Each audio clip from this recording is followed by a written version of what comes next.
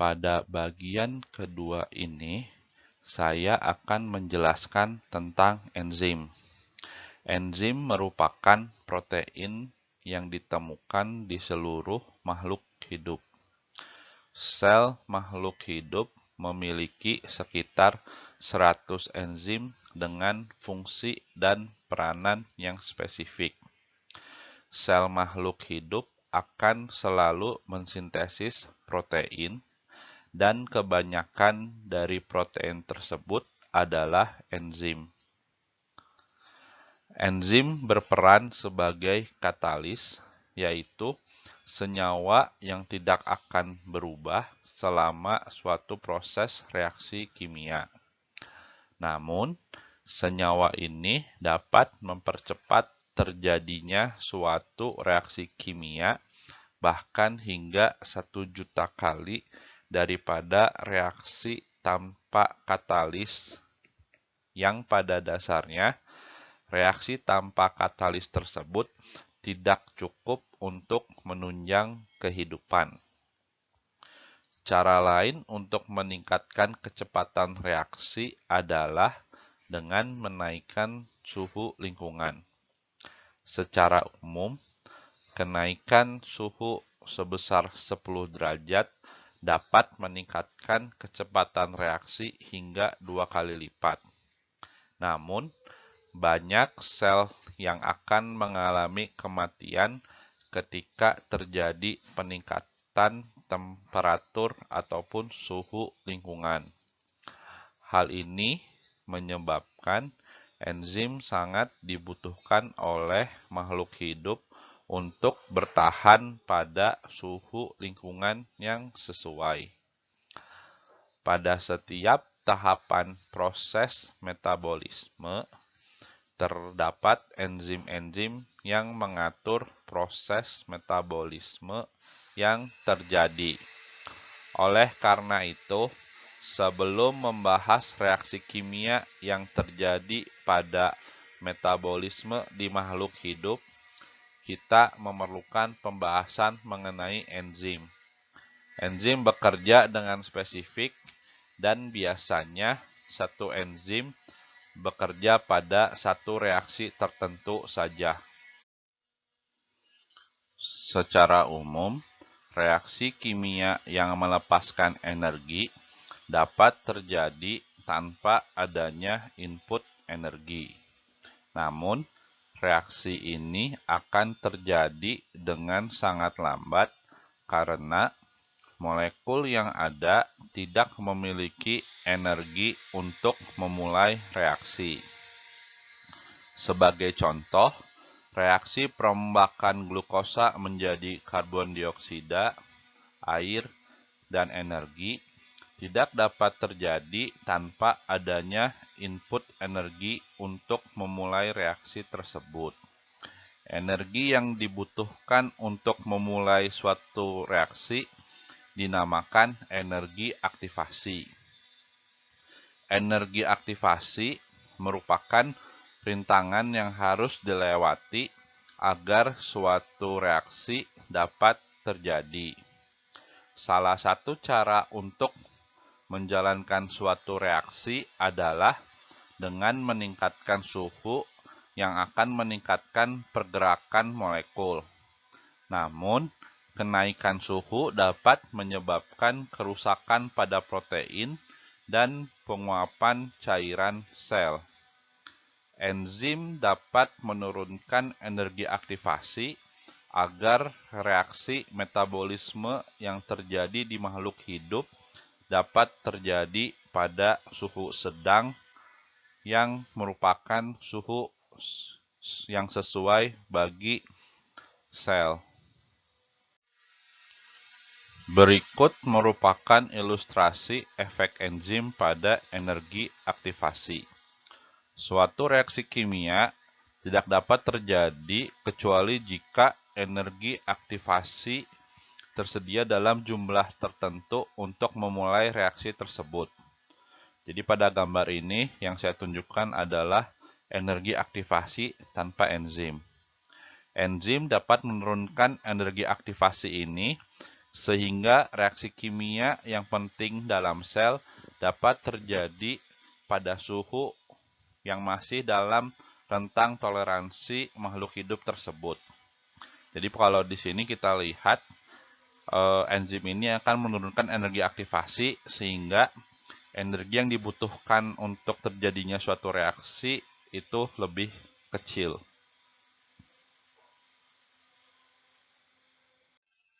Enzim juga menyediakan permukaan tempat terjadinya reaksi kimia. Setiap enzim memiliki area tertentu di permukaannya yang disebut juga sebagai sisi aktif atau active site yang merupakan area pelekatan. Sisi aktif adalah area pada enzim di mana enzim akan membentuk ikatan yang longgar dengan substrat. Substrat merupakan senyawa tempat enzim bekerja. Seperti molekul lain pada umumnya, substrat memiliki energi kinetik dan akan bertabrakan dengan berbagai macam molekul di dalam sel. Ketika substrat bertabrakan dengan sisi aktif enzim yang merupakan pasangannya, akan terbentuk kompleks substrat dan enzim. Adanya ikatan ini menyebabkan beberapa ikatan kimia di dalam substrat melemah dan substrat mengalami perubahan kimia sehingga terbentuk produk reaksi dan enzim akan terlepas. Enzim memiliki spesifisitas yang sangat tinggi, di mana enzim biasanya hanya bekerja pada suatu tipe reaksi tertentu dan kebanyakan hanya bekerja untuk satu substrat tertentu saja. Bentuk enzim, terutama bentuk tersier beserta muatan yang ada di sisi aktifnya, adalah penyebab dari spesifisitas ini.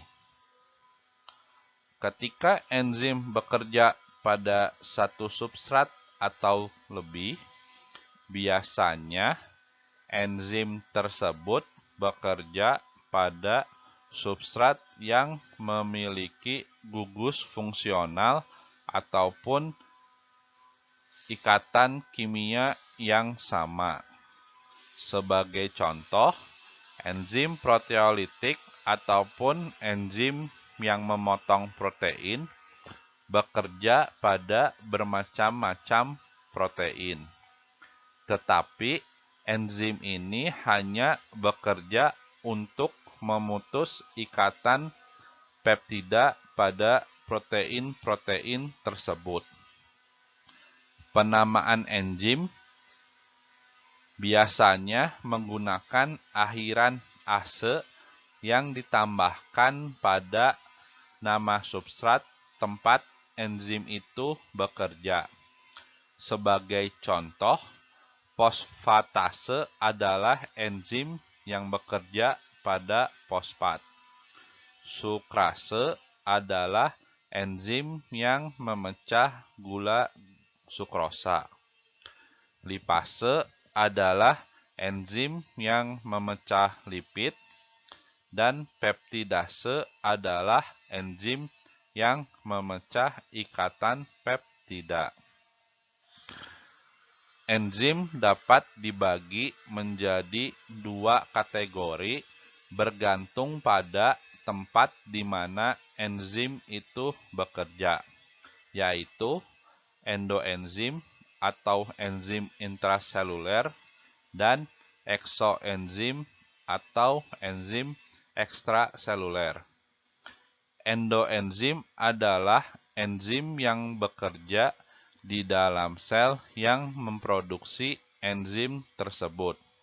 Sedangkan eksoenzim adalah enzim yang disintesis di dalam sel namun dikeluarkan melalui membran sel untuk bekerja di ruang periplasma ataupun di lingkungan sekitar sel tersebut.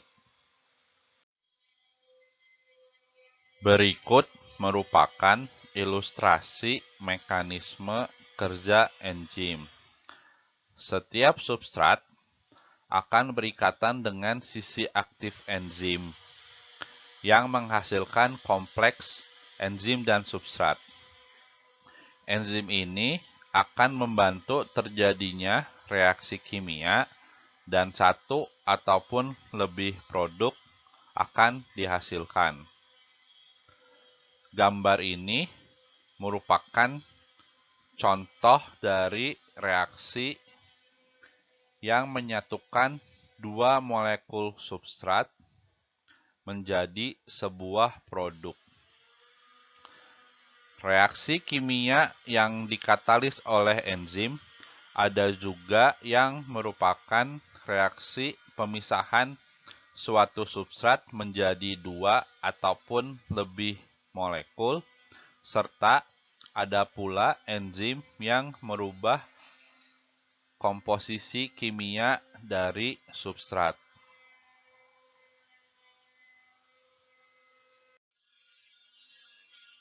Banyak enzim dapat mengkatalis reaksi kimia hanya ketika terdapat suatu senyawa yang disebut koenzim dan kofaktor. Enzim yang terdiri dari bagian protein saja tanpa adanya bagian non-protein seperti koenzim dan kofaktor disebut sebagai apoenzim. Ketika apoenzim bergabung dengan koenzim ataupun kofaktor, akan membentuk holoenzim ataupun enzim yang aktif. Koenzim biasanya merupakan molekul organik non-protein yang berikatan dengan longgar pada enzim.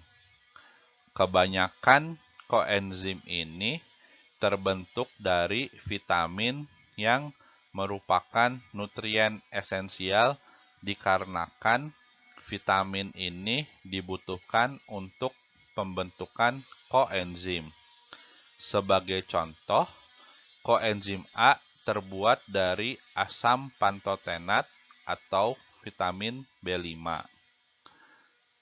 NAD atau nikotinamid adenin dinukleotida terbuat dari niacin atau vitamin B3.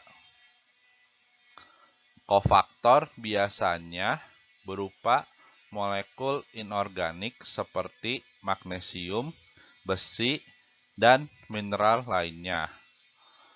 Kofaktor biasanya meningkatkan kecocokan enzim dengan substratnya dan merupakan bagian esensial atau penting untuk terjadinya suatu reaksi kimia.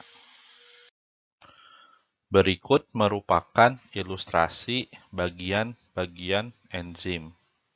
Kebanyakan enzim merupakan protein apoenzim yang perlu bergabung dengan senyawa non-protein koenzim ataupun kofaktor sehingga membentuk struktur enzim fungsional yang disebut dengan holoenzim.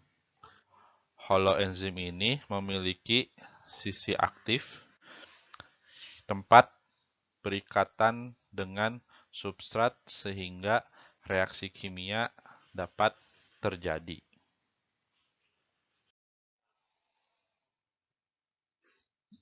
Gambar ini mengilustrasikan peristiwa perpindahan energi oleh molekul pembawa.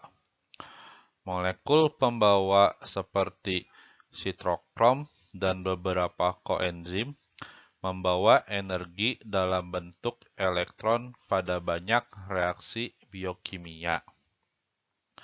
Pada gambar ini, molekul pembawanya yaitu sitokrom yang merupakan kofaktor yang memiliki Fe3+, lalu koenzim FAD, dan juga koenzim NAD+. Pada banyak reaksi oksidatif, sitokrom dan koenzim ini akan bereaksi dengan atom hidrogen ataupun elektron. Ketika molekul tersebut menerima hidrogen ataupun elektron, molekul tersebut akan tereduksi. Sedangkan ketika molekul tersebut melepaskan hidrogen dan elektron, maka molekul tersebut akan teroksidasi.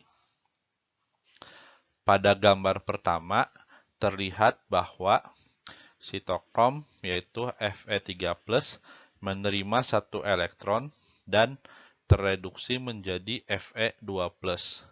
Lalu, ketika Fe2+ melepaskan satu elektron, ia teroksidasi kembali menjadi Fe3+.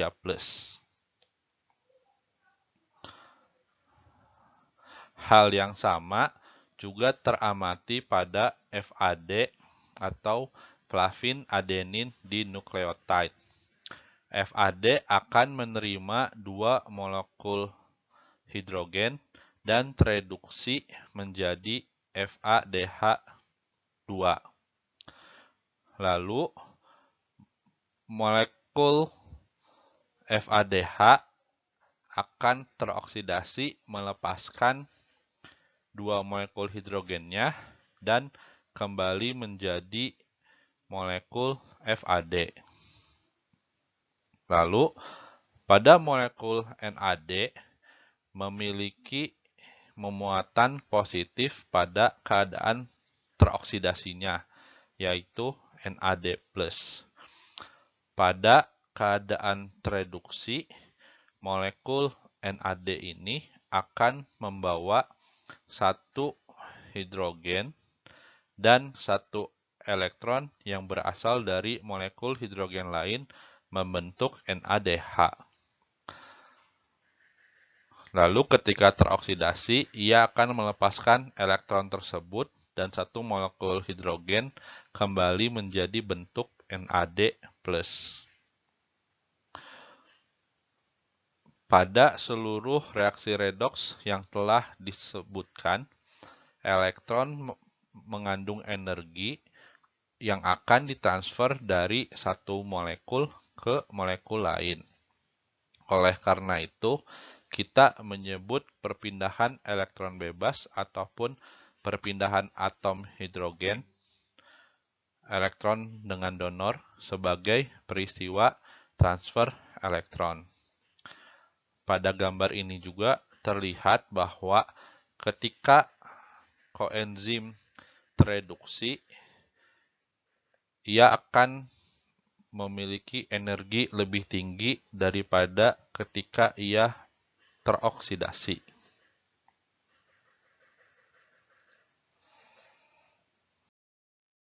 Tidak ada makhluk hidup yang dapat membiarkan aktivitas maksimum seluruh enzimnya secara terus-menerus, karena hal ini merupakan pemborosan materi dan energi.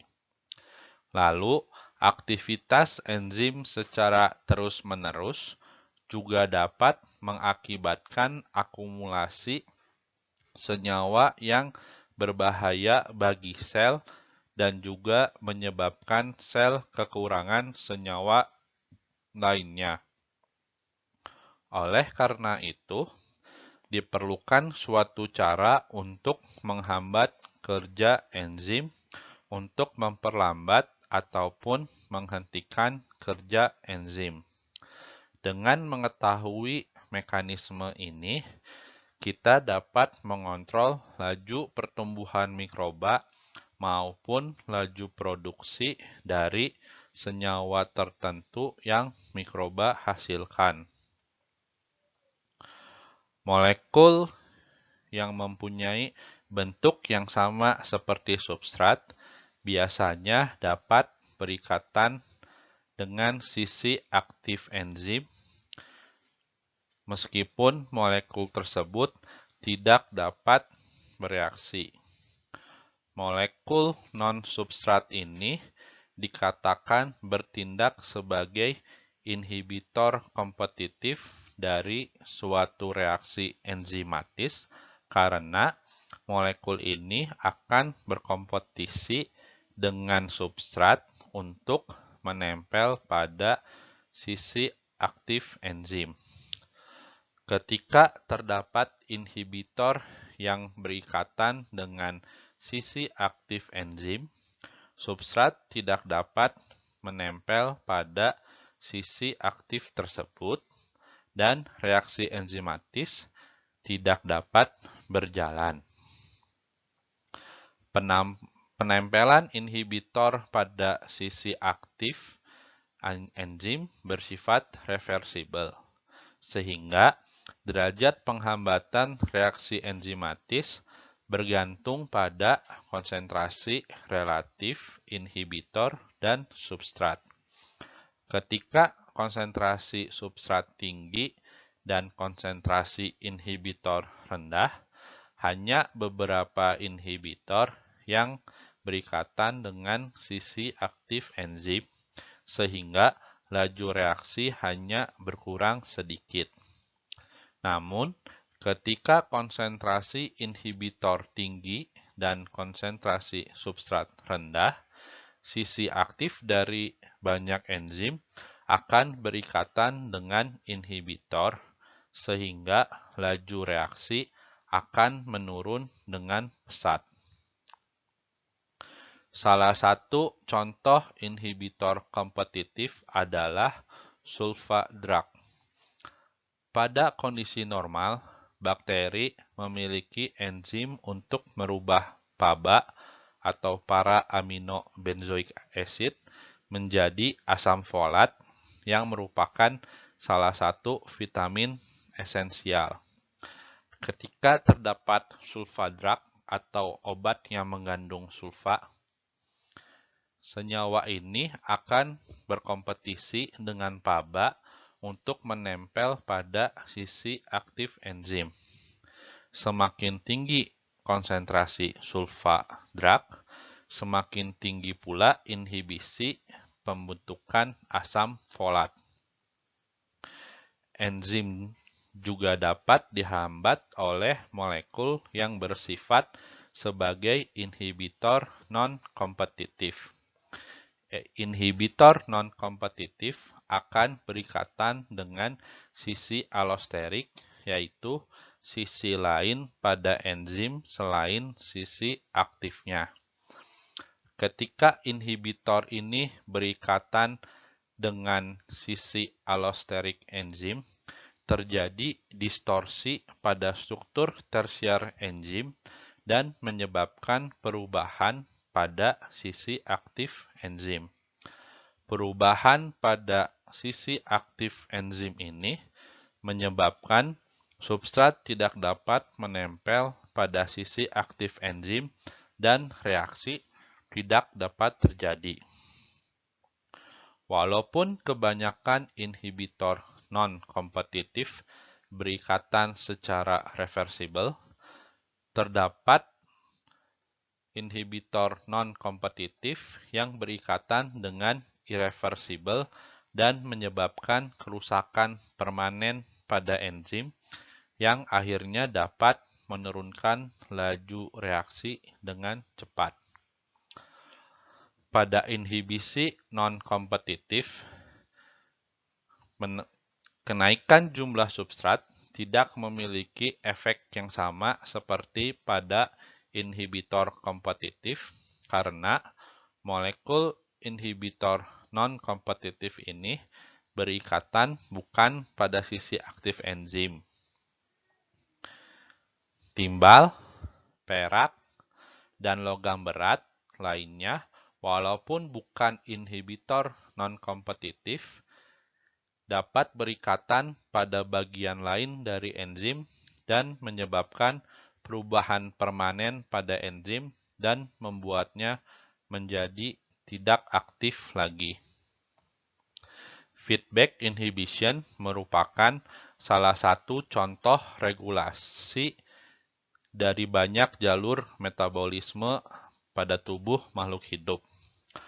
Ketika produk akhir dari suatu jalur metabolisme terakumulasi di dalam sel, produk akhir ini akan berikatan dengan enzim dan menginaktivasi enzim yang bekerja pada tahapan awal pembentukan produk akhir tersebut, dan memiliki metode kerja yang sama seperti inhibitor non-kompetitif dalam memperlambat laju reaksi yang terjadi. Berikut merupakan inhibisi kompetitif pada enzim.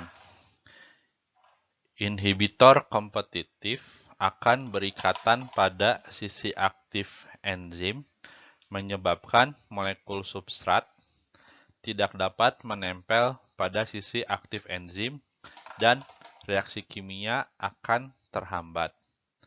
Bisa dilihat pada gambar, ini ada kompetitif inhibitor yang dia dapat berikatan dengan salah satu sisi aktif pada enzim. Namun, karena adanya ikatan antara sisi aktif dan juga kompetitif inhibitor ini, substrat yang asalnya dapat menempel pada daerah sisi aktif enzim jadi tidak bisa menempel dan reaksi kimia menjadi terhambat. Berikut merupakan ilustrasi inhibisi non-kompetitif.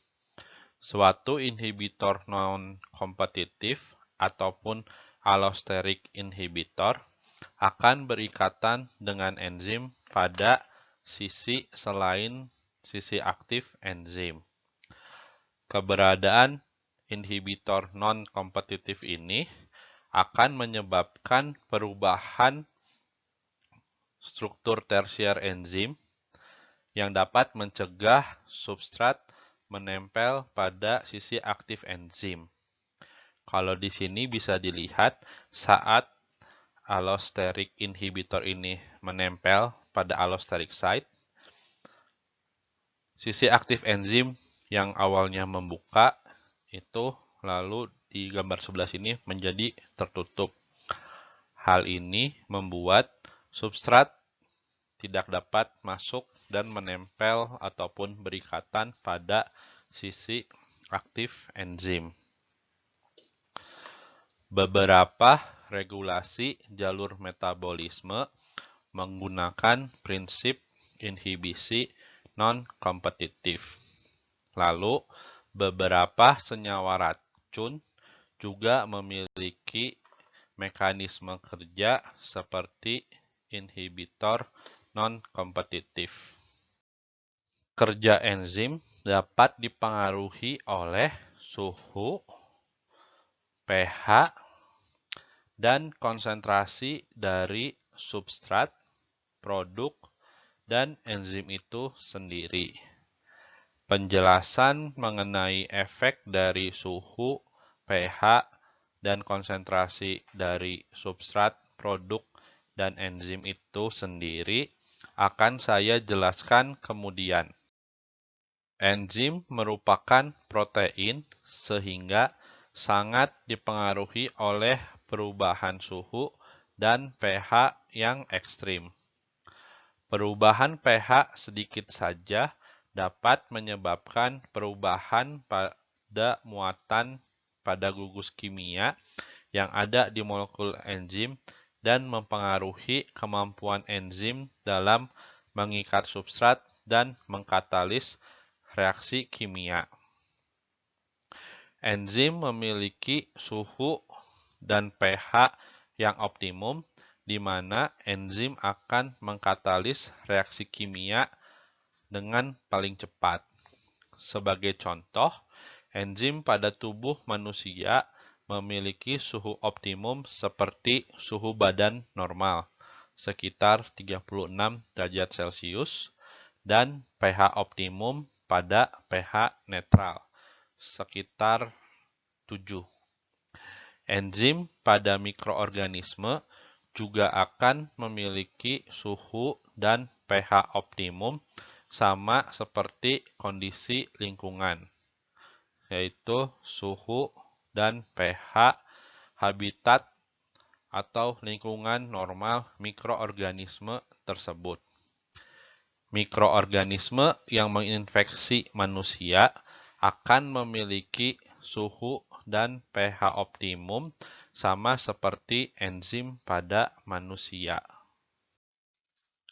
Perubahan aktivitas enzim yaitu tingkat di mana enzim mengkatalis suatu reaksi kimia ditujukan pada gambar. Pada gambar A, terlihat bahwa aktivitas enzim meningkat seiring dengan kenaikan suhu hingga mencapai suhu optimum, sekitar 37 derajat Celcius. Ketika suhu dinaikkan, enzim akan mengalami denaturasi sehingga aktivitas enzim akan berkurang. Pada gambar B, terlihat bahwa aktivitas enzim akan maksimum pada pH optimum dari enzim tersebut. Penurunan ataupun kenaikan pH dari pH optimumnya akan menurunkan aktivitas enzim.